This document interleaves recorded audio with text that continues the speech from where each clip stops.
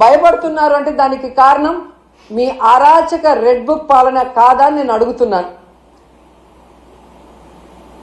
ఈరోజు ఇన్ని మాట్లాడి వెళ్ళిన మీకు ఉత్త చేతులతో తిరిగి రావడానికి సిగ్గు లేదా అని అడుగుతున్నాను. ఏ మొహం పెట్టుకొని ప్రజలకు ఏం చెప్పాలనుకుంటున్నారు? మీకేం కొత్త కాదులేండి. పక్క రాష్ట్రాల వాళ్ళు పెట్టుబడులతో వస్తే మీరు కట్టుకథలతో వస్తారు.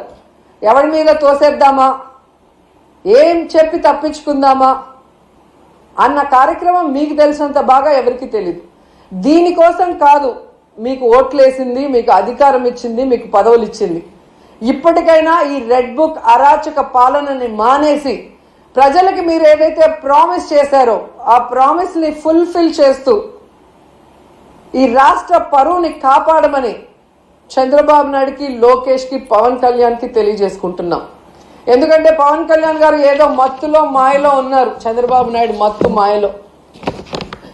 కనీసం దావోస్కి మిమ్మల్ని తీసుకెళ్లలేదు అంటే మీరు వెళ్తే పెట్టుబడులు రావని మిమ్మల్ని తీసుకెళ్లేదా పవన్ కళ్యాణ్ గారు?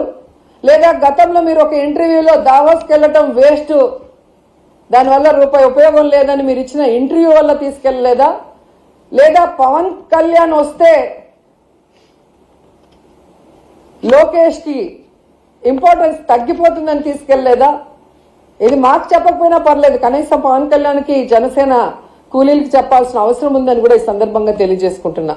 ఎందుకంటే అంత పెద్ద వేదిక మీద లోకేష్ సీఎం అయితే బాగుంటుంది, డిప్యూటీ సీఎం అయితే బాగుంటుంది అని ఎలా భజన చేశారో, ఆ భజన చూసి పారిశ్రామికవేత్తలు ఎలా అవాక్కయ్యారో కూడా అందరూ గమనించారు. సో చంద్రబాబు నాయుడు గారు మీరు వచ్చి 7 నెలల కాలం అవుతుంది. ఈ రాష్ట్ర పరువు ప్రతిష్ట దిగజార్చే విధంగా మీరు పరిపాలిస్తున్న విషయాన్ని ఇప్పటికైనా గుర్తించండి. మొన్న టీటీడీ తిరుమల వైకుంఠ ఏకాదశి తొక్కిసలాటలో ప్రాణాలు పోగొట్టుకున్న కుటుంబాల్ని మీరు గాలికి వదిలేసి దాంట్లో నుంచి మిమ్మల్ని నమ్ముకున్న మీ అఫీషియల్స్ ఎవరైతే మీరు రిక్రూట్ చేశారో మీరు రిక్రూట్ చేసిన టీటీడీ పాలక మండలిని తప్పించడానికి, కాపాడటం కోసం ఈరోజు ఎన్ని డాన్సులు వేస్తూ తిరుమల పవిత్రతను పాడు చేస్తున్నారు. లడ్డూ విషయంలో ఎలా ఈ తిరుమల పవిత్రతను పాడు చేశారు.